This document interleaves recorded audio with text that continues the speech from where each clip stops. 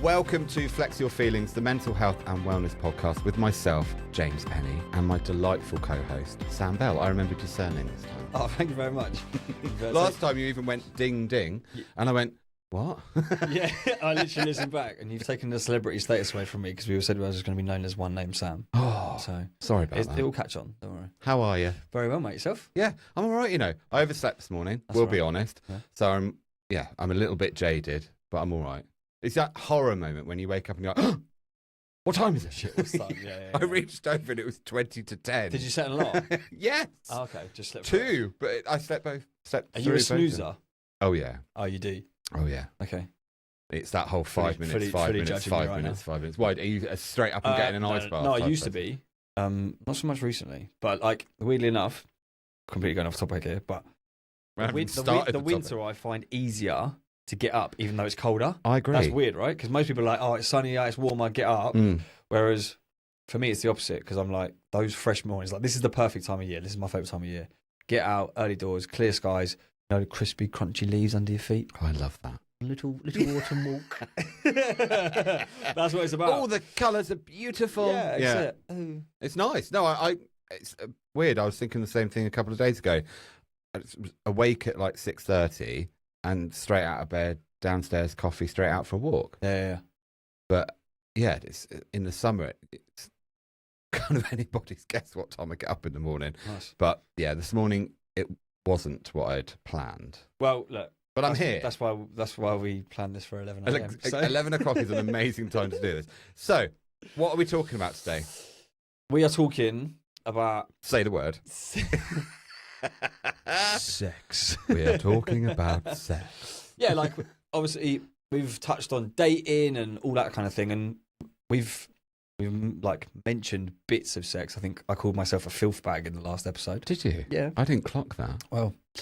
No, we can self-named filth bag. We can delve deeper into the filthiness today, if you like. But, well, let's see where the conversation goes. Yeah. But yeah, like sex, positive, negatives.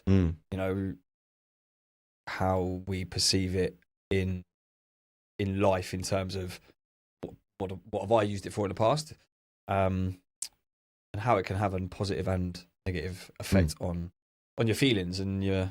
The podcast is Flex Your Feelings, so... Exactly. I mean, I don't think we say that enough either. No. We should start saying, no, because we spent so fucking long trying to think of that. Do you remember that conversation? We mentioned it once in the beginning. Hours of lists, back and forward. But yeah, I think you just used the phrase there, sex positive or sex negative, and I'm just going to start the conversation off with, are you a sex positive person?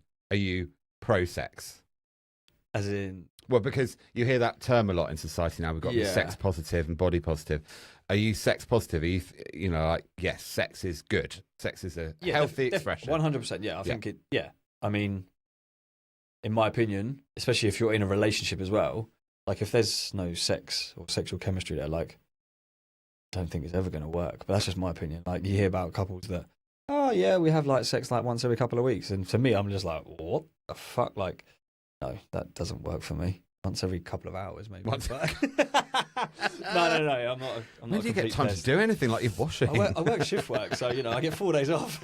Fair. But yeah, 100%. Like, definitely more sex positive now than what I was. But that's not that I thought it was negative. I used it in quite a negative way in the past. Okay. So that's probably quite different in terms of what I think about it. Okay. Can you say a bit more about how you used it negatively? Yeah, I mean, no secret that I've changed quite a lot over the last 18 months. And we spoke before about I used to use a lot of external validation as an ego boost. I needed it, and sex was a big part of that. And especially when I was single, we touched on previous episodes about dating. I think I spoke about I had like 1,200 matches on Tinder or something, and that was like an ego boost itself. But I used to just use it to hook up with women because I felt that was like the ultimate ego boost. Like, this woman wants to sleep with me. I was honest about what I wanted. This woman wants to sleep with me, and then I'd use it, have sex with them, and I'd be like, "Oh, this doesn't feel right." But I wasn't as like emotionally intelligent enough to be like, "Am I using this for the right reasons or not?" And obviously later on down down in life, I've realised that I wasn't. Don't get me wrong, I had some fucking amazing sex, like phenomenal. Well, I mean, So in the sex moment, is it's supposed to be fantastic. fun, And are you saying that you used it for validation? absolutely, yeah. Right. Yeah, no, that was not all the time. Don't get me wrong, like when I was with partners and there was plenty of women that I still found them all attractive. Do you know what I mean? Like there's no detriment to them, but I was probably using it for the wrong reasons, and that's not fair on them either, because I never told them, was never completely honest with them, like, oh, you know, like, well, why would you turn around and say, oh, I'm using this because I need to feel good about myself? Like, you just wouldn't say that, because people would be like, what the fuck? I'm like, no, it's not going to happen. So don't get me wrong, like I say, I had really good time with them and stuff like that, but it's only after when I reflected back a few years later that I was like, yeah, I wasn't using it for the right reasons, really. I think there's a fine line, isn't there? Because I think it's healthy to express yourself sexually, and have multiple partners. Like, I'm not judging anyone. Orgies, are you? Multiple partners separately or together, whatever floats your boat. Well, but each to their own. I think it is healthy to have sex, and I think it's important to understand that if both parties, both individuals, are consensual, or they're consenting, then I think having multiple partners and having lots of sex in itself isn't necessarily a negative thing, but it's the internal narrative that you've got going on at the same time. If you're feeling low in confidence, low in self-worth, and you kind of just going through sexual motions without any form of feel good, I think that's probably a bit more dangerous. Yeah, I think you're not maybe even enjoying the sex. You're just wanting to have an orgasm, and you're not like, right, next. Yeah, exactly that. And it's like, I've had conversations, especially this time around dating, and it's like, I've had conversations about the whole friends with benefits thing, and like, do you think that people can have sex without having any feelings? Because that's conversations that I've had with people in the past. It's like, oh, look, is this just a sex thing? And I'm like, if that's what you want it to be, and then they've kind of said, can you do that? Can you? Can we have a physical relationship without having an emotional one? And I'm like, yeah, I think we can. But then it's like, well, can you? Like, is that down to the individual? Yeah, I would say so. Yeah? I feel like you've probably got to be very emotionally intelligent about how you feel about yourself. Keeping sex and emotional intimacy separate. Yeah. Okay. Yeah, that's the whole, like, the hookup culture, right? Like, can we do this? And if it's going to be a longer term thing, I don't know, like, is it human psychology that, like, say you have sex with someone once and you have a really good time, then you do it again and it's getting better and better and better. Is it inevitable that at some point you might start developing feelings? I think it's probably very human for that to be a possibility. Yeah. I don't think you can preempt whether or not it's going to happen. Yeah.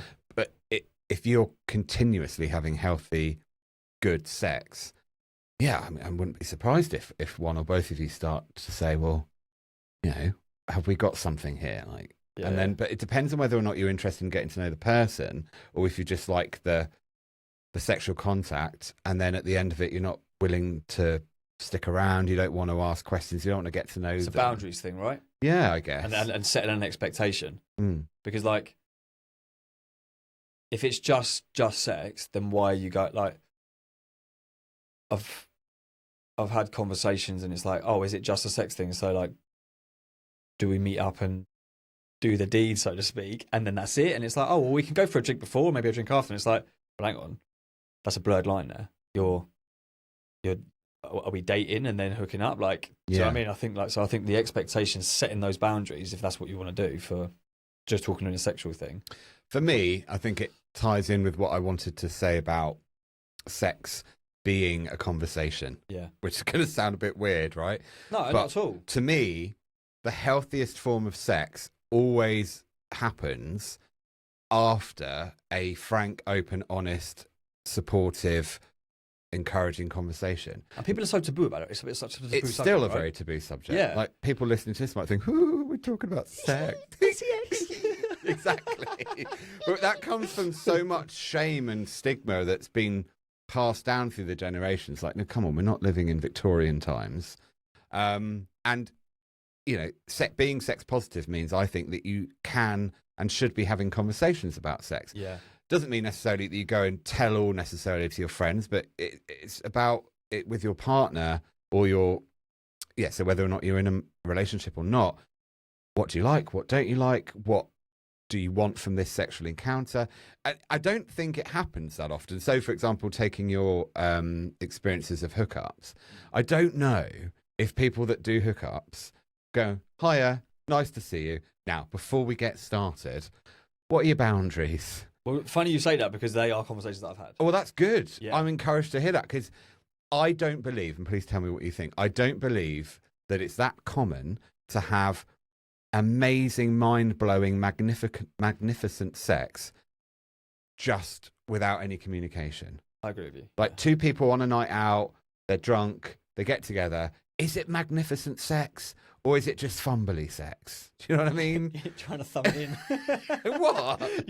You said fumbling. I'm just like trying to imagine trying to fumble it in. Like. Well, yeah, it's like, is it all, like in Bridesmaids, you're a bit like awkward, and are you, just sort of trying to navigate through the sexual experience as best you can without necessarily really enjoying it? Would you not say if something was happening and you didn't like it? Yeah, can you pull that finger out, please? Yeah, we did not talk about fingers. We didn't set that in boundary. any other orifices. But it's true, and I think it would be amazing if people felt more comfortable to have those kind of conversations. Yeah, I massively agree. I mean, I think it's a little bit different if you have like a one night stand or a night out. You're hardly going to be at the bar and be like, so is that how you dance? Ain't no one talking to you at any bar. The visuals are going out, yeah. But like you're going to like pull a male or a female or fucking whatever they identify as these days. But like you turn around and go, oh, so just so you know, like obviously if we're going home together, don't stick your finger up my arse because I'm into that. And they would just be like, they would genuinely be like, in other case, oh, what? My goldfish has died. Yeah, see you later. Bye. Yeah. Like, also, why do people use the phone like that? I don't know. Just like that. Yeah. But yeah, topic. like I think you're right, but it depends. It's the situation dependent. I think it's fascinating psychologically because if you think like that, if you at the bar. Oh, is that how you do? No, I'm imitating you. At the bar. Well, you were asking if I could sing before this, and apparently I can't dance. You're like, hey, don't put a finger up my bum. Or if you're going to do it, put two. Let's definitely have that conversation. But there's a big assumption made that if you're flirting and then you might kiss and then you might go home together. If there's no talk, it's so risky because you just expected to know what to do. Okay, so story time. I had a hookup on a night out in London with a girl that didn't speak any English. Okay. How the fuck does that work? Body language, presumably. And just... I really want to look at the camera and do something right now, but I won't. I mean, you can't ask for consent, can you? Well, I had a friend that was with me, and he spoke Spanish. She was Spanish. Was he with you the whole time? Harder, faster. What's Spanish for? No, don't put that there. Exactly. That was just me. But yeah, I mean, it was over very quickly. But yeah, that goes back down to that. Like how, in hindsight, what a fucking shit show. It was terrible. It was awful. And yeah, because you can't verbalise anything that's happening in the moment. No, we do. I mean, sounds are generally okay. You can't know if you're doing. Yeah, if someone is like, "Get off me," then that's quite. But if they start raising their voice even in Spanish and start calling you loco, then you're going to kind of pick up on the hint. But it's portrayed in films and popular culture quite often that two people come together and it just happens. Yeah. There's clothes come off, touching's all consensual, and it just happens. You fall onto a bed, and then like, and then things go in places. Done. I'm sorry, you've missed a whole opportunity to actually talk about, because talking is also really erotic. Like sex starts in the conversation, and like how often have we experienced? And I only speak for myself, but that sort of the flirtation, the build up, talking about sex, texting about sex, that erotic kind of tension that builds up. Then the act happens, and it's probably It's good. always disappointing. Well, let's you hope talk not. a good game, son. Yeah, you were disappointed because it was maybe too much of a build up. But I think actually it's nice to have that sexual tension build.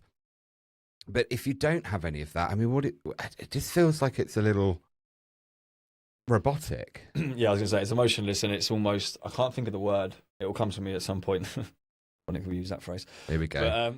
But it's taken 20 minutes for an innuendo. That's pretty good. Actually, fair As far dues. as can, like, fair enough. You know what I mean? Yeah. But yeah, it's like you say, you're just going through the motions. It's like, okay, and it's like you say, it's very robotic. It's emotionless, and it's just like, oh, okay. But how comfortable do you think people are around the conversation of sex? I think we go back to what we said. It's very taboo. People aren't as open as. Are you comfortable? Yeah. Yeah. Doing a fucking podcast like that. Oh yeah, I'm comfortable. Yeah. Oh, fucking right, yeah. 2 fingers, nothing, mate. But I really need to stop talking about fingers up my bum. You keep talking about it. I know. I've said nothing about fingers. You can... Whenever somebody says fingers, I just think of Capri's fingers. Oh, yeah. Or Kit Kat. Not in any orifices, Or a just Kit Kat. eating them, or a Kit Kat. Yeah. Or Twix. Other fingers are available. Yeah. But, no, yeah, I'm very confident in talking about it in terms of, look, at the end of the day, especially if you're dating, if you are very open about that, like, so there's a bit of a thing at the minute, and a few of the women that I've spoken to in the past, and there's memes and stuff like that about it all over the internet. It's like, blokes tend to switch the subject to sex pretty quickly on like dating apps and stuff like that, and that's probably a clear indication that that's all they're after. But maybe they're not being open and honest enough about it. Whereas if you obviously turn around and say, you know, this is kind of what I can offer, then that's the expectation. I don't think that's the same as being open about having a sexual conversation. Okay. Does that make sense? I think so. Like, that woman probably isn't expecting it, or man, and it's clear then that that's all they want, which is, you know, fine, each their own. But I'm very open, like, relatively recently, I've dated a girl, and then the conversation has got, because it will inevitably go there, right? Especially if you're dating. And then it's been a really good, open conversation about what we like, what we don't like, stuff like that. And don't get me wrong, we never slept together in the end. But I think you need to be so open about it, and it's, I find it attractive. If someone is like, because you can tell from someone, if they're talking about this, which is, we've said, is a very taboo subject and can almost be a bit like, oh, I don't know if I want to talk about this. The fact that they're confident enough to talk about it, it's like, fair fucking play. This is hot. To me, like, emotional intelligence and that is quite an attractive trait, which I think for most people it probably would be. But people might not understand what it means to, because it's a big thing talking about sex, isn't it? It is. And if you've not had a positive experience of talking about it, it's very easy for you to get stuck in, I guess, a shame. Yeah, I was going to say the child shame thing, and it's like, why?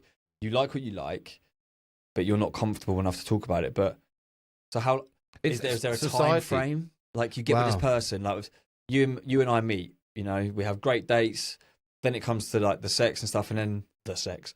And then, well, even in day-to-day conversations, the sex. Yeah, you've got to have isn't some kind of way of saying it, which isn't just sex. But why is it such? Why has society made it so, like you say, almost shameful to turn around and have that conversation? So much, I would say, contributes to that, like social norms and values, and a lot of it underpins, or a lot of it relates, I think, to fear, and ignorance. And fear of judgment, right? Yeah. That's a big thing. Oh, if I say that I'm not... I think another thing is experience. So whether you think that you're sexually experienced or not, like, some people will be like, oh, like, I've heard the term quite a lot, and I've actually used it. Oh, I wouldn't say I'm vanilla. Okay. Because vanilla is used as quite a not bland, but like... Well, vanilla has the connotations of nothing out of the ordinary. Yeah, it's just quite normal. Which, for want of a better phrase, what is normal? Like, but yeah, and like, they say that, and it's like, okay, elaborate, because my vanilla could be completely different to your vanilla. I'm a fucking Neapolitan with a load of sprinkles on top and super syrup, and like I said, I'm a fucking filth bag. It is what it is. I mean, can I just stick up for vanilla ice cream just for a second? Because it's really nice. And I'm like, every time we talk about vanilla in other contexts like sex, it's like, no, okay, my brain instantly goes to ice cream, but it's not boring. There's a kink. I think, well, you It know, melts just, really just quickly. dollop ice cream on your chest and lick it off.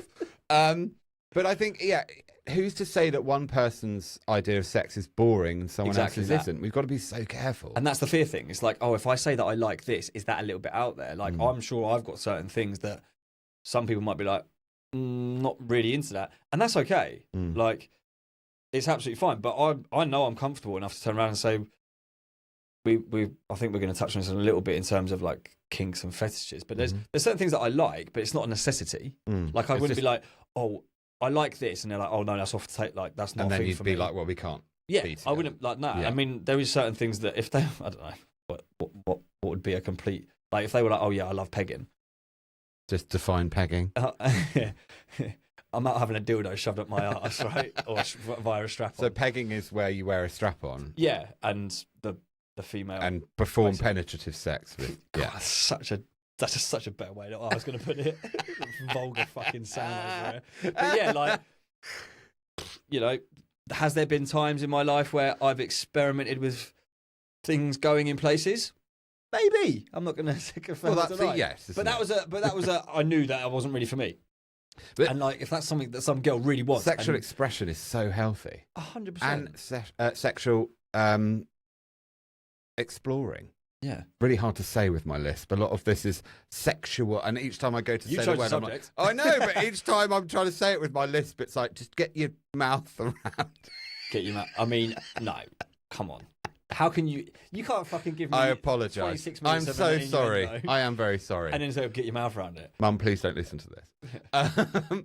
But it's so healthy and exciting to explore, and we should be having conversations because, you know, there's so much around sexual contact, touch, intimacy. We might think we're, air quotes, vanilla, but we just haven't been with someone who's open enough to say, do you like this? Yeah, Maybe yeah. try this. What about this? And then the other person gets to, you know, openly explore, and there's potentially a lot to be discovered. But if you get set in your lane, and like sex is just, you know, penis, vagina, done, or penis, bum, done, then I'm so glad we're I doing don't know why. I'm God. so glad. This is the one day we were like, right, God we're putting forbidden, visuals out. like expression. Yeah, stop doing that now. I'm going to sit on my hands. But yeah, I think it's so wonderful, and we shouldn't really be ashamed to explore or share what we like and what we don't like, because we're all so different in that respect. Yeah. I mean, it's no different to any other thing in life. Like, keep referring back to the dating, but like one of the big, like, so I kind of have like quite a list of questions that I ask when I'm dating, God, right? like an interview. But all right, that's a whole fucking different subject. Right? I know we touched on dating, but it is. You are genuinely interviewing somebody for something in your. It's This is just implied, less isn't formal, it, that right? you're. Yeah. Anyway, if you ask me, oh, what kind of food you like, and I turn around, so a big thing for me is seafood, right? Ironic, we're talking about fish, but You went there. I was not going to say anything. right. I love prawns. Get on with it. Get to the We knew point. this episode was going to be like this. Come on, right? But I love seafood. If I'm dating someone, and I genuinely ask them, like, do you like seafood? Do you like sushi? Because they're two of my favourite cuisines, right? If they say no, I'm not going to be like, I'll see you later then. Like, so if you wouldn't do it on food, why would you necessarily do it in sex? Because I don't feel like it's any different. Things are both going in your mouth, so. This is just far more pleasurable just to watch I bet it is. you unravel when you're saying these You want me to things. unravel? Right. No, but no, right. And Are you saying, let me see if I understand, are you saying that you wouldn't just dismiss somebody because of a preference or a... exactly, because of like a diet choice Yeah. or a music choice or hobby choice. I suppose or it depends on the anything. severity of the choice, right? Well, yeah, I mean, if we link this to what you said before about kink and fetish, if somebody was to come out with what you perceived as a red line, like a no-go area for a fetish or kink, a big red flag. it would be fuck like, no. okay to say to someone, that's not really for me. Of course it is, yeah. But are you saying you try to be open-minded and not just shut people down? Yeah, like, Because of that. And I think we're going to define what we understand kink versus fetish. I mean, we might as well do that now. You do it because then. I mean, okay, so this is based on our conversation earlier. so Yeah. but you said it so much better. So a kink is something what? Well, it's my understanding that a kink is a sexual act or a like for something that has sexual sort of connotations. It causes sexual feeling, but it's not a deal or no deal type of thing. Yeah. You can have a kink It's and the you'd be experience like, for both of oh, I you. quite like that. Yeah. But if you can't have it, you said it earlier, it's not then, and we can't have sex. Whereas a fetish is the opposite. And I think fetish for me comes under the kink umbrella. This is an umbrella I'm doing now. Yeah. And fetish is much more, I would describe it as it's a necessity. If you have a fetish, you kind of need that present in the sexual relationship to be aroused. So you're not going to be completely sexually satisfied. So until somebody you said you had a foot fetish, yeah, and the other partner was like, no, that we can't do that. A fetish would mean for that individual that has the fetish, well, that's just, unfortunately, I won't get aroused. Yeah. But I think it's very. Whereas if you had a kink for it, you could be like, well, I like other things too. Yeah. But that would be quite fun as well. Yeah. See, I think that's like if we're going to talk about sex in a positive way, i.e., with somebody, a new sexual partner or a current one, knowing the definitions of those two things is very important, because I'm very open about it, and people have asked me, "Oh, what are you into? Have you got any kinks, fetishes?" And I'm like, what do you mean? Because and what do you define as that? Exactly. Anything that's not penetration or that doesn't involve body parts. I mean, it's such a broad spectrum, and it's so wonderful if you're open-minded to be like, well, you tell me, and I'll tell you if that's something. Well, I completely appreciate the fact that they're open enough to ask me, because I've had it so many times where mates have dated girls, not so much me, but dated girls and boys, and then vice versa. Women have said to me, they're like, "Oh yeah, like I was seeing this guy, was really cool, but then he got really weird in the bedroom," and I'm like, "Yeah, you hear that a lot. Don't you hear that, right?" But it's like, okay, I kind of put that on you a little bit, because if you know it's heading in a certain direction, the only reason it got weird is because his expectation of, or her expectation of sex was here, yours wasn't there, and that could have all been solved, ironic, solved via having an open conversation about it. Absolutely. Do you know what I mean? And I'm going to use the term kink to talk about kink and fetish from this point on, just because it's easier to say. But there's a lot of kink shaming out there. So, if you like what you like. You like what you like, but I think people are scared of anything that isn't, quotes, normal. Yeah. So a lot of the time, my experience is that people talk about sex only relating to penetration. Yep. Not really about oral, mostly penetration, and it's such a limited way of looking at it. Sex can be penetration or no penetration. It can be oral. It can be touch. Anything, in my view, that causes an arousal is sexual, even if you don't orgasm. Yeah. It doesn't have to. Apparently, loads of women don't. Well, never met one. I'm joking. One of my friends is a sex therapist, and I'm going to get her on the podcast at some point, because she honestly, she's so. I'm almost a little bit worried. Knowledgeable. She's amazing, but so for women, sexual orgasm is a very intricate thing. Yeah. For men, I'm not saying it's not, but it is definitely different. Oh, 100%. But it's not. We're not just talking about penis, vagina, or penis, bum, right? It's so broad. Yeah. And I think we need to start re-educating ourselves to what it means to talk about sex, and move away from just, putting something in a hole. And what else can it be experienced? Like what foreplay can be experienced. I don't think people talk about enough about foreplay. No, and I think like people that I spoke to, a lot of them enjoy that build-up more than the actual, the penetration thing, the actual act of like it going in. But like we talk about orgasms, right? Yeah. And like I've had plenty of women say to me like, look, I don't orgasm during sex. I'll orgasm during foreplay, or like if I help out, and like you Very can both common. join in and you both do whatever you're doing. I'm almost getting a little bit like, ooh, but yeah, we're good about being confident about talking about it. But yeah, and it's like, okay, cool. Like, but that's a conversation that, and like I've slept with women that are like, oh, I never orgasmed via penetration, and the person in me, and it's probably not right, I'm like, challenge fucking accepted. But do you know what I mean? Oh my God, there's no hope. There's no hope. Not in a fucking horrible way, but it's like, okay, cool. Like, that gives me an idea of, so you're massively into foreplay, you're massively into that. Okay, cool. Well, then we'll get to that point, and then also communication during the act.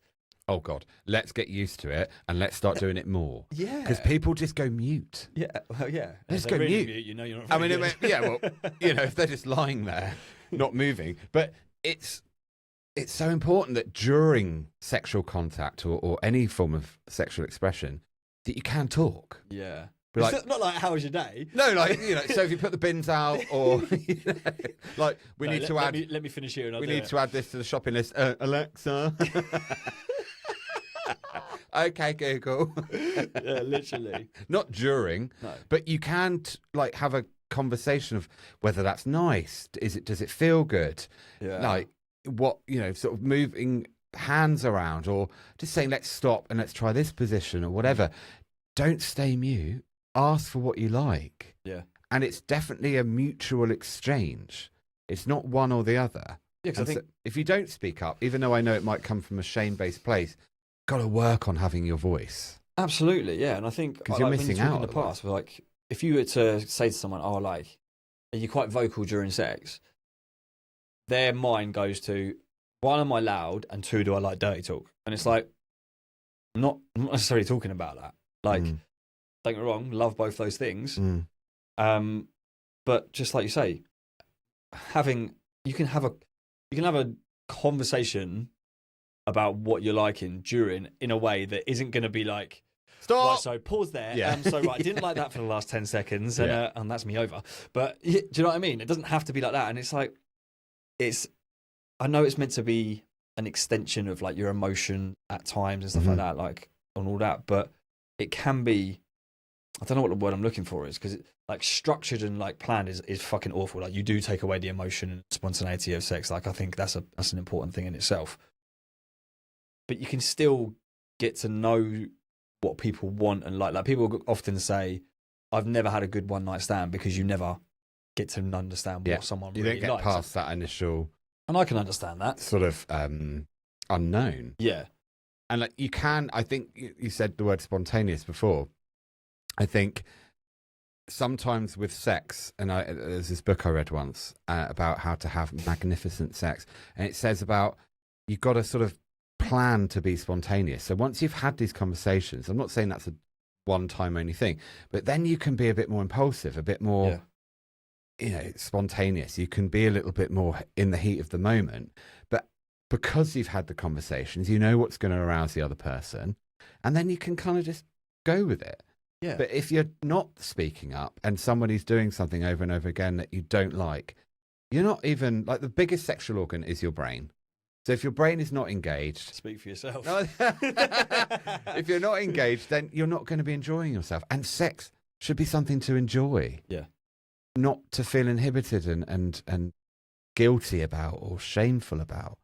But it does hinge on having the confidence to have a conversation. And I think on that as well is like, we've spoken about boundaries and expectations, right? And, the whole kink fetish, and you turn around and say, right, I like this, I don't like this. They or you may not like something because of your previous experience with it, right? Yeah. What's to say that you meet someone new, or even you're with a partner, but you approach this whole thing in a different way in terms of complete honesty and openness about what you like. Certain boundaries might not be there anymore, because it's like, oh my God, I feel so comfortable with this. Well, I didn't like it with that person. Very good point. Okay, well, I'm still open to it a little bit, and like, so James can be makes like me feel flexible. so comfortable. Like the fact I've never had someone talk to me about like in this way. Let's open it up again, for want of a better phrase. But okay, and then you experience it, and there's every chance that you actually know. Do you know what? I'm glad I tried it again, but no, that boundary is definitely in place for me. But then you could open up so many more. I don't know what the word is, but you. I'm not helping just by going, open up what? But yeah, the expectations and the boundaries, they could be lifted, and you're only going to get there by being incredibly open yourself, because it goes with not just about sex, but the more open you are in a relationship or with a partner or with a friend about anything, you're ultimately going to make that other person feel a lot more confident in themselves to be able to be the same with you. Don't get me wrong. If you're like talking to someone and you go, right, this is what I like, and you hammer all these things. It's not a list of demands. No, exactly that. It's not like, right, I need this. It's like, because that's not going to make anybody feel good. They're going to be like, well, fuck this. I can't keep up with that, no matter what it is.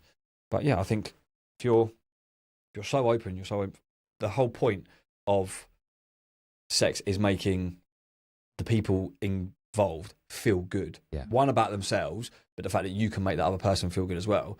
You can stimulate that someone way before that by just the conversations. And everybody knows that if you get that somewhat of emotional connection, albeit if you are just having like a hookup, you can still get some form there can be a moment of connection. Exactly. Emotionally. Doesn't mean you've got feelings. Yeah, there's a big difference. Just, I'm getting on with you in this moment. I'm enjoying your company. That we like this together. We like that. So let's explore that in a physical form. Yeah, I will speak from the perspective of someone who has had a lot of shame around sex in their life.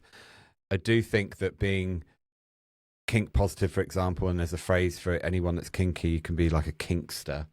And I know what it feels like to be ashamed of having things that aren't the norm. And for years, I was very much afraid of sharing what I liked sexually because it did put me in my mind in the category of I'm a freak. Yep. There's something wrong with me. And it's taken me years to move past that. And what I would say to anyone, if they're listening, that then they feel like they have a kink that they don't openly talk about, they don't want to share with their partners, or they feel ashamed to do so, do the work now on celebrating that. Yeah. Work on moving out of shame into positivity. And don't go shouting it from the streets. No, but because it's okay to have a private life. Yeah. You don't have to then share it with everyone, but work on the shame where it comes from, because there is nothing that's not normal. Really, believe me, having looked into this a lot over the years, anything can be a kink. And if it excites you and it makes you feel good, then if the other person is open enough to, even if they don't know about it or haven't ever heard of it, they're open enough to experiment, then we're creating such a healthy environment for excellent sexual expression, which can completely, if done properly, be so healing for people. Massively. And I think you shouldn't have to do this, but if you remove those words, kinks, fetishes, and I said to you, how do you like to sexually express yourself? How different is that question to me saying to you, got any kinks? Got any kinks? Yeah. Because that kink is like, oh fuck, this is people so, might shameful. Shut down with that word. Absolutely. But you go, how do you sexually express yourself? Oh, well, I like to do this, I like to do that. And that's such a different conversation. Yeah. It's not, it's the same, but the way in which you ask that question is so different, and putting it on the other person to feel so comfortable about, oh, well, actually, I quite like this. Oh, fair enough. And then later down the line, you go, realise that's probably like terminology. It's probably a little bit of a kink. And you're like, oh, well, I never thought about it like that because we never spoke about it in... The kink is... It's almost like it's a dirty word, isn't it? But in probably society, it's not, but in a society, stereotype as being dirty, like the word sex still has a lot of... Or are you a kinky person? Like that's a bad thing. Is that a bad thing? Yeah. It's so much down to norms and values and stereotypes. Exactly. I still think there's a long way to go before we are very open and embrace pretty much anything that's consensual. Is good. 100%. Yeah. And you can have your whole world can be opened up with if someone else has a different way of expressing themselves sexually. It's so much fun. Yeah. Because you realise how powerful our brains are, because the brain being the biggest sexual organ, and people don't really get a choice in their kinks. It's kind of, they might discover them later in life, or they might have been there right from early on, and the same with fetish. But people don't just go out there and say, oh, one day I'm really going to be into this. No, yeah. You kind of are, or you're not. It's like your eye colour. Or it's like your eye colour or your hair colour or your height. You don't really get to choose it. So I wish I could choose my height. Oh, no. Celebrate the fact that you are 5 foot something. Vertically challenged. Vertically challenged. It hasn't stopped me doing anything. Absolutely not. Apart from getting on rides as a kid at Fort Park. Oh. That was a fucking... Did you get turned away? Yeah, my dad went mental. After queuing for 45 minutes? Yeah. we put tissue paper in my shoes to boost me up. I was only like this far off. Oh, Sam. And they were like, "You've literally just been here. You haven't grown an inch in the last 5 minutes." Yeah, I've never seen my dad want to beat up a teenager so much in his life. But, you know. Oh. Anyway, different subject. Sad story. But yeah, we really need to work on moving this away from shame and celebrate people's differences, But like we would in any other way. Via people doing it more. Like, we live in a society now where it is so encouraged to talk about your mental health, to talk about this, to talk about that. Great. Why is sex still one of the things that you shouldn't be open about? Agreed. Like, I haven't sang the song. Go on. You know which one it is, don't you? I was going to open with it and I've forgotten. I'm really disappointed. Okay. Let's talk about sex, baby. Let's talk about you and me. Let's talk about all the good things and the bad things that may be. Let's talk about sex. Let's talk about sex. That is a very good song. Oh my God. If it wasn't for copyright reasons. If anyone's listening that's a talent scout, then I am open to recording deals. You sing and I'll be your backup dancer. No, because that was the straightest dancing I've ever seen in my entire life. Oh, Can you move your hips, boy? We've had this conversation. Oh yeah, we have had this conversation. It's my birthday in a couple of weeks. Oh, happy birthday. Well, maybe I'll see you. But on the 19th, I'm going out, and if you want to see some serious... So they used to call when are you going out? My friends used to call me Camp Sammy. Oh, I do remember. You know this, right? Because you know I've been asked out by plenty of gay guys because they're like, "Are you sure?" And I'm like, I love that. Really? Have you thought about it? I dance like that doesn't mean I'm, you know. And also, why can't a straight man dance like that and then be assumed gay? Like if you just stood there and was just like fist pumping, I'd be like, "Oh, you're straight." I have never fist pumped, ever. Are we talking dancing? Or... We're talking dancing. We are talking about Get sex. your mind out of the sexual zone for a minute. I've never fist pumped. But yeah, I get what you're saying. It shouldn't be a thing. But yeah. Well, I'm teasing you, but it should be completely okay that whoever you are, you just dance how you dance. Also, I feel like there's some form of correlation between the way that I move my hips on the dance floor and what I can do in the bedroom. Oh, undeniably. Like, I feel like that's a thing. Yeah. So. Sex is a dance. Yeah. Like you're performing. Yeah. But that leads me on. I was going to say, we didn't even tee that up intentionally. I've set that up as a segue. That leads me on to how I want to talk about a really important and something I'm very passionate about element to this conversation. Sex is not, and I repeat, not a porno. Yeah. It isn't. And we are very susceptible, I think, because a lot of people consume porn, which is a very healthy thing, and I know it can be unhealthy, but we shouldn't shame porn. We are susceptible to it giving us the impression that we have to then go and try and emulate or repeat that kind of behaviour. Yeah. And it's just so damaging long term because it means that people have got such a one-dimensional view, completely inaccurate view of what sex is like. I mean, I don't mind saying I watch porn, but if I was to try and repeat that, like, no way. I'm a human being. I get tired. I can get to the last 5 seconds. And it's like, even if you hear things like, we've, had sex all night and didn't stop. If you can do that, bully for you. However, no, I can't. I'm tired. And once I've reached climax, I mean, nothing else happened, really. Pump and done. Well, let's just hang on. I can feel shame and judgment shaming me right now. I'm joking. But what I'm saying is, like, we should make a concerted effort not to try and reenact porno because it's just not real life. Yeah, I understand. I mean, it's an industry. So you're an actor. Yeah, porn is an act. Porn is an act. It's a directed. It's a film fantasy. Even the ones that like the public-y things that are meant to be like, oh hey, do you want to do this in the street? And it's like, they're all fucking paid, like fake taxi and stuff like that. Like, that's the narrative that they try and set you up before sex, and it's all fake. But yeah, look, I mean, I've actually got a different opinion on porn these days than what I used to. In terms of, I do think it's, especially for younger men, it is incredibly damaging. In terms of, it's not, like you say, it's not real life, it's not realistic, but also depending on what you're watching, and as we say, there is zero judgment on what you like and what you don't like, but if you're stimulating your way in through that, the chances are the actual real physical act, it's never going to live up to it. So you're damaging your expectations, you're damaging your brain, you're damaging your stimuli of being able to do it. To actually experience healthy real life sex. Yeah, I mean, how many fucking times have you heard that, like, certain people, women especially, because I'm straight, like they don't like their partners watching porn, and it's like, well, personally speaking, have the conversation with them. Why are you watching it? Am I not doing enough? Because the assumption would be straight away, if I found out that my partner was watching porn, oh, I'm not doing it enough for you. And I've had those conversations with ex-partners, and it was like, no, it's not that at all. It's just like I like watching it, but you know, some people say, oh, if you've got a partner, you shouldn't need porn, and it's like, no, well, I don't agree. I don't agree with that.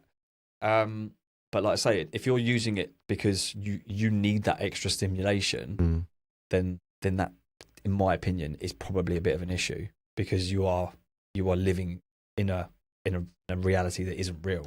It's it's a very complicated situation. If you're overusing porn and it's an addiction, or it becomes unhealthy and you can't not use it, it depends on the the wider context. Is that a fetish? Yeah. But also, is it? I still think if you've got a fetish, like we said earlier about the distinction between kink and fetish. Fetish is like you have to have it. Yeah. With anyone that's got a fetish, I think there's a responsibility to also recognise that you can't let it control you. But it'd be easy to let it. And if you let porn control you, like you say, it's very damaging. You can end up really missing out on real life sex and what it feels to actually connect with another human being. But yeah, you do have to take responsibility for anything that you're into. And I agree. Watching porn for me is not a negative thing in a relationship. I think you should talk about it, but it's not cheating. It's not disrespectful. And any form of masturbation when you're in a relationship, I think, is incredibly healthy. Yeah. And just because you are in a relationship does not make you the property of your partner. So the only time you can ever have sexual gratification is with the other person. I think that's really we're not advocating going cheating. We're not advocating to go and cheat. No. But I've just been talking about pleasuring yourself. Pleasuring yourself. 100%, I think. Yeah. I used to joke. We shouldn't shame masturbation. Oh, have you had a bit of DIY? I love that. Yeah. Did you do DIY today? And she'd be like, yeah.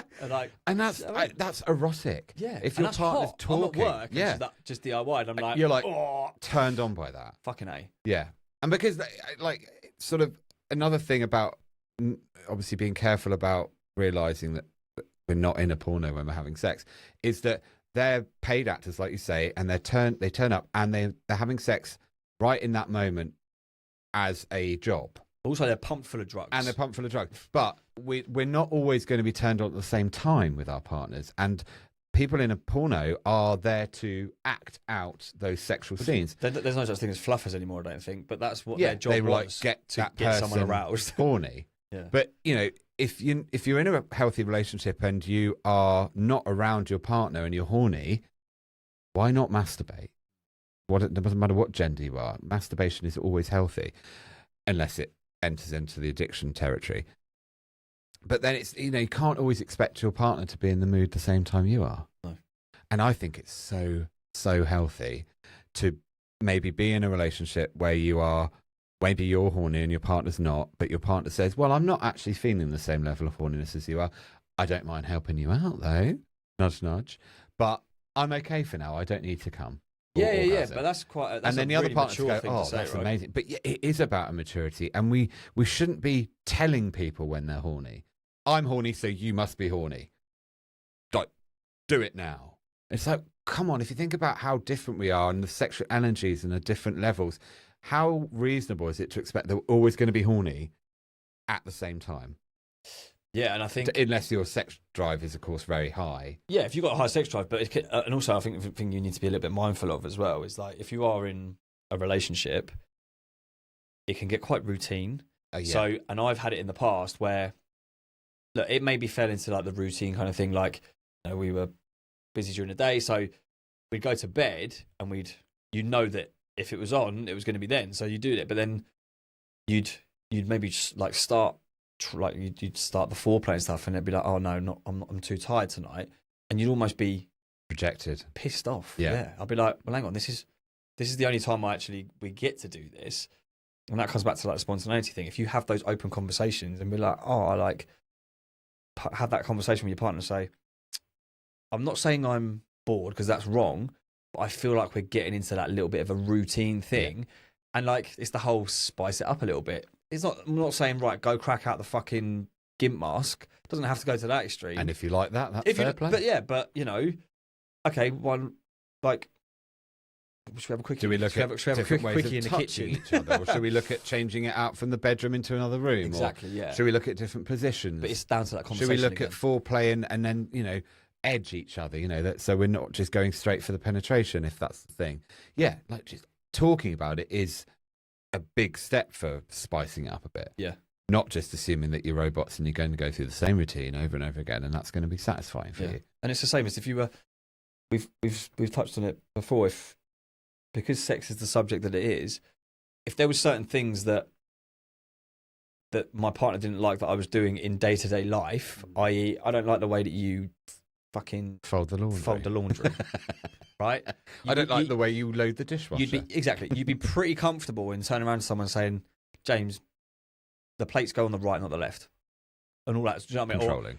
Yeah, basically. But like, can we have a chat about this? Yeah. And you go, yeah, all right, what's up? If I turn around and was like, nowadays, people go, oh, can we have a chat about our sex life? Mm. Oh my God, what's wrong with it? Like, what am I doing wrong? Are you? Well, we're so prone to feeling rejected. Yeah. But if we can stay conscious and present in the moment and think, actually, this is a great opportunity to enhance our sex life. Yep. We're not in a porno. We're not robots.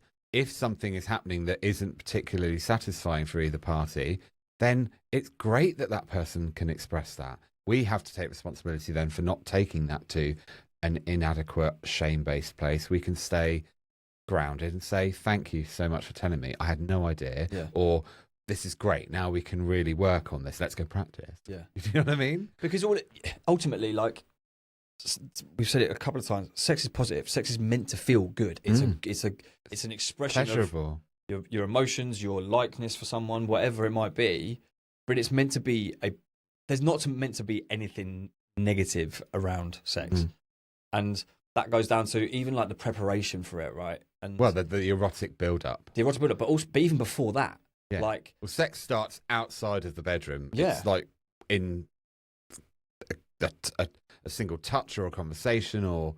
But it's like, how many times have you like bought an outfit ready in prior, or you personally groom certain areas because you're like, do you know what? The areas, yeah. The main areas, yeah. But it's like, even that kind of thing, you're building up to it because you're making yourself feel good about yourself. Exactly. And that is ultimately going to project onto that person and be like, right, I'm feeling good. Like, I've gained an inch by trimming. Like, do you know what I mean? It took a while to sink. I'm just zoned into what you were saying. Yeah, I totally feel you. Yeah. But yeah, like, if we keep on top of the hair down there, yeah, you have a trim there. You have like even like a haircut. If you notice my new haircut today, you are looking very smart. But yeah, like, do you know what I mean? Like, it doesn't have to be so planned, like we say, but you're doing all these things, all these steps to make yourself feel good, and it's like, right, yeah. Oh, like, obviously I'm talking from a straight point of view. You get a text and it's like, look what I just bought. And it's like the lingerie set, and it's like, oh, yeah. And that's so healthy to fucking talk about that. It is healthy. Because sex doesn't start, like you say, from the bedroom. Apologies, people, for anyone listening. We hit a massive technical difficulty. Openreach are digging up the road outside, and they hit a cable. So we're going to have to pick this up where we left off. And I think ultimately we were talking around the subject of just ultimately it being positive, right? Sex should be a positive thing. And as we come towards the end of this episode and towards the finish. Oh, for heaven's sake. This is what I have to put up with.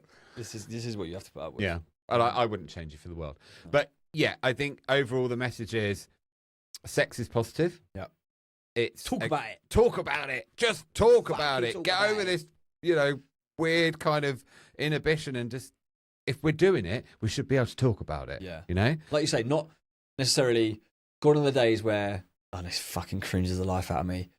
But lads especially, because I grew up in that lad culture, and it's like, oh, did you sleep with her? And it's like, yeah, we did this, do.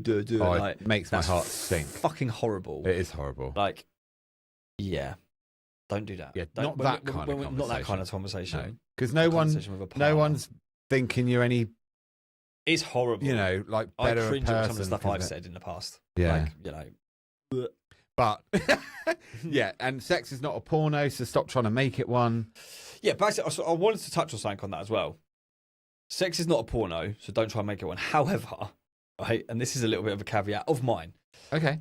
There has been things that I may have seen in porn that have, dare I say, educated me a little bit. Yeah, you wanted to try. Yeah, I wanted to try. And then I've actually found that I like them. Fair. So it doesn't mean, and That's a good point. some of those things that come out of that might be seen as a little bit like, You can see things and want to try yeah, them. exactly. So I think there's a fine line that porn is not reality, right? And we'll even go to the point of when I've had conversations with women about it, I'm like, we talk about it and they're like, oh yeah, I love girl on girl. And I'm like, oh, are you into that? And they're like, oh no, I would never do it. And that's proof that it's a fantasy. Do you know what I mean? But it's a fantasy reality. And I'm like, would you want to try it? They're like, oh no, like I'm not attracted to women, but that gets me off. And I'm like, okay, maybe ask yourself that, because if you are watching certain things that are arousing you in that thing because you know it's an escape from your real life, Yeah. but then you don't want to take it into the physical form, you can't then expect the porn to have the same stimulation as sex and vice versa, because they are two completely different things. Yeah, they are. But yeah, if you are watching porn in a healthy way and you do like something, don't be afraid to turn around and say, oh, by the way, I saw this in a video. Like, I'll be straight up, like the whole public and stuff thing for me, I'm kind of into it. I'm not gonna lie. What, having sex in public? Yeah, like it, but it goes to the whole like the excitement, like the risk of getting caught and stuff like that. Hugely Don't get me wrong, arousing. I'm not about people. to pay someone 500 quid to fuck them in a taxi. That's just fucking weird, in my opinion. Well, you like what you like. Also, But it's no, prostitution. Look, there are many ways to express ourselves, and we are obsessed in this country, and maybe in other countries across the world, to just have sex indoors in the bedroom. Yeah. It's like no other animal in the animal kingdom is going, excuse me, I'm trying to get her pregnant. Like, we're just having sex. Well, because we are the only species, apart from dolphins, I think, I could be completely wrong, that have sex for pleasure. You can tell much porn James watches. Like David Attenborough porn. Oh my God. Is that a shark? That is a meme or whatever. That is going out. One of the weirdest things I've ever seen. You trying to emulate a dolphin having sex. The bottle Is that- You know when you go on holiday and you go, oh, God. pretend to be a fish. You're like, I can't. Oh, stop. like that. God, I think we need to work on some of your moves. I completely In forgot what what I way? would say. Well, you know, that wiggle is, what's that all That's about? not a dance, though. That's just Oh. like, pretend to be a dolphin. Okay, fair. No? I'm completely sidetracked. What was I saying?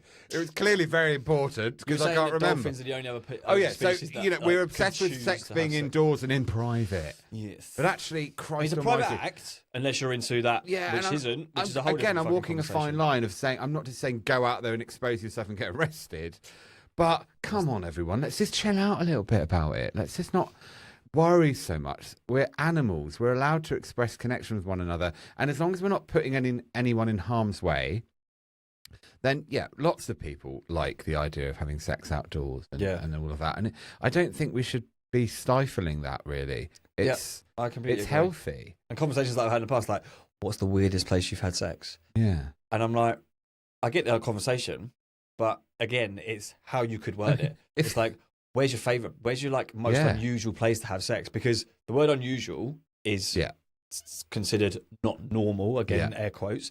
But asking that conversation, where's the most unusual place you like to have sex, or where's the weirdest place? Because that weird insinuates Instantly that it's puts like, in oh, that it's negative. I shouldn't like it. Understanding of if this is going to be odd. Yeah. You know, stay well away. But no, there's a difference in having full-on sex in the middle of a cinema, right? Clearly inappropriate. But, you know, bit of touch. Sometimes the film might be shit, though. And So you understand.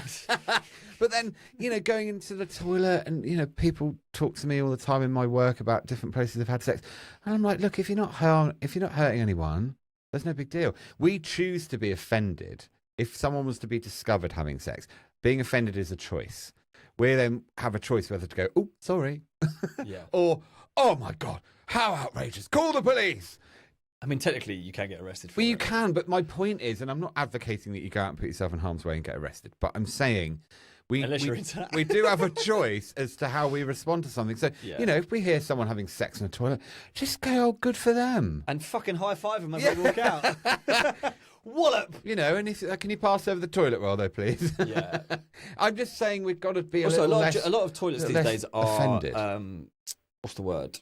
Like where they're both genders. There's no gender neutral. Gender neutral, that's it. Yeah. Like, that was one thing that actually, a positive that came out of COVID. Absolutely right. Shortly after, a lot of all toilets were, you know, just single cubicles and stuff like that. And yeah, I had my first sexual experience in a public toilet because of that. It was like, right, meet in the toilet in 5. And I was like, And okay. we're also making huge assumptions that it's you know, well, society, shall I say, makes huge assumptions about where to have sex and where not to have sex. But if you're like young and, you know, obviously we're talking You don't about have to be young. consensual sex or young, you know, any person that maybe can't have sex at home, you know? Yeah. And it's like, well, come on, let them have a bit of freedom. I mean, you know, it's only a bad thing if somebody walks in and calls the police and says you're perverts, whatever. I don't know. We've got to just be a little less judgmental, a little bit more understanding, I think, of that. Maybe some people can't express themselves sexually anywhere else. It's not safe for them to do it. So going out, for example, to a public toilet, may be the only place they get to have sex of some description. Yeah. But I'm just advocating I mean, there's a those little places, bit more like, the big open-mindedness. things, cars, right? Yeah. Car sex is a big thing. Well, you know, because, like those places where all cars pull up and all you've got is the misty windows. that's fucking dogging, mate. That is But dogging. again, like, come on, we should all be a little less judgmental about it. Look, you like what you like. Yeah, I mean, I've had So friends. what? It's your car. If you're in the car with your door locked, so what? Exactly, yeah. It's like the whole Titanic scene, the whole Yeah, with a handprint. handprint against it. But as I say, on the podcast like this, we are trying to make sure we stay safe. Yeah. But I'm also massively advocating, let's just be a little bit more chilled out about it.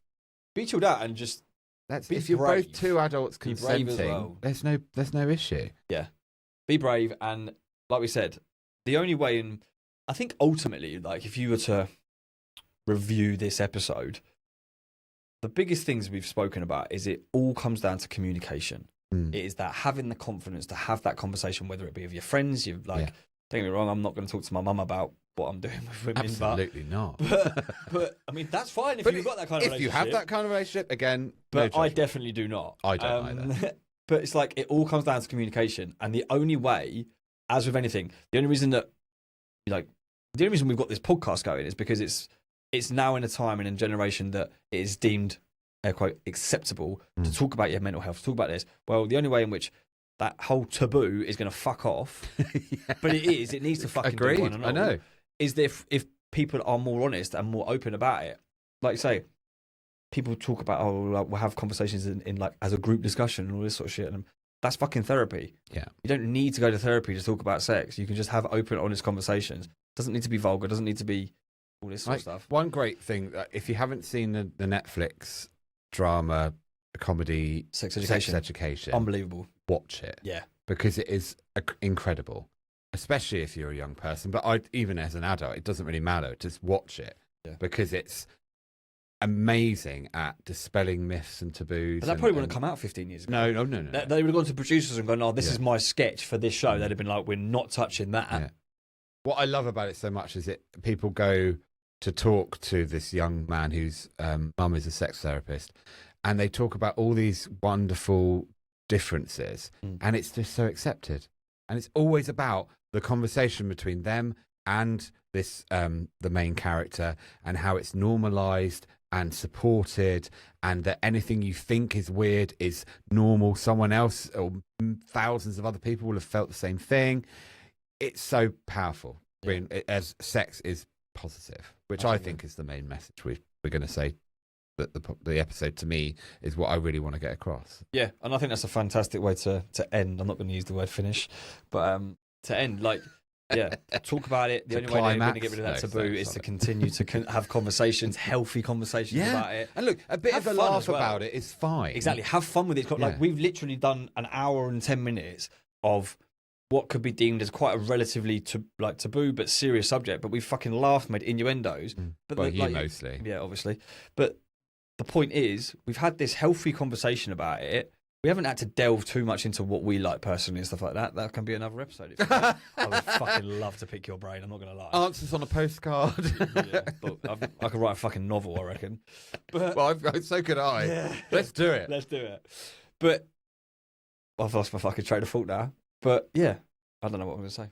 No, you were talking about how it is. We made it fun and we talked about it and we laughed exactly. about and you don't have to fucking go on a podcast to talk about it, to have fun with it. This isn't a production. I mean, it is with all these cameras, but we would have this conversation in a coffee. Do you know what I mean? Yeah. And have a bit of banter with it as well. Yeah. Like if you, especially from a lad point and a lad culture, if your mates like something and you want to make them feel comfortable, joke about it, take the piss about it a little bit. It will make them feel a little bit more comfortable if they're used to that kind of. If you're used to that kind of banter level in every other shape or in every other aspect of your life, whether it be like films, music, football, whatever, why make sex any different? Give them a bit of banter. I can guarantee you they'll feel more comfortable talking about it. Yeah.